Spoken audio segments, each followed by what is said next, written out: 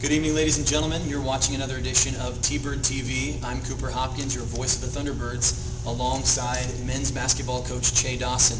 We're going to talk to you a little bit about last week's home victory over the Pierce Raiders, 74-66. So Coach, just coming right off the top here, tell me a little bit about what you and the coaching staff were looking for as you went into that ball game. Well, Pierce is a lot better than they were last year. They have a couple of young men who are very hard to guard. Malcolm Love is a big-time scorer, very athletic. He shoots it, he drives it well. A young man named Bruce Fuller, who's very talented, can go inside and out. And they always play really good defense. So we want to make sure that we got the basketball inside and established an inside game. And from that, hopefully get some scoring on the perimeter as well. Right. Now the first half for you guys was very physical. It was a demanding first half for the guys. That was apparent to everyone. And it was a close first half. So coming into the second half, as we've talked about several times, there seemed to be a renewed intensity for the Thunderbirds. I have to ask you, is the Highline Thunderbird squad a second half team? And if so, is that a bad thing?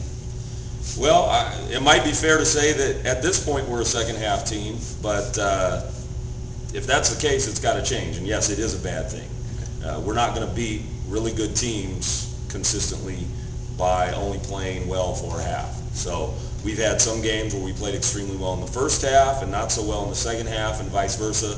And I think most teams go through that as the year goes along, and you iron out some wrinkles and get better and more consistent. But that is certainly one of the things we have to do is become a more consistent basketball team offensively and defensively.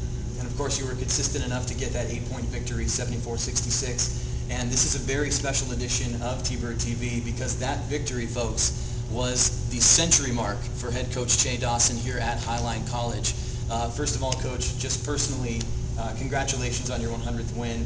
And just for some of the Highline fans out there, if you can reflect on your time here at Highline, just give us an idea of what that means to you.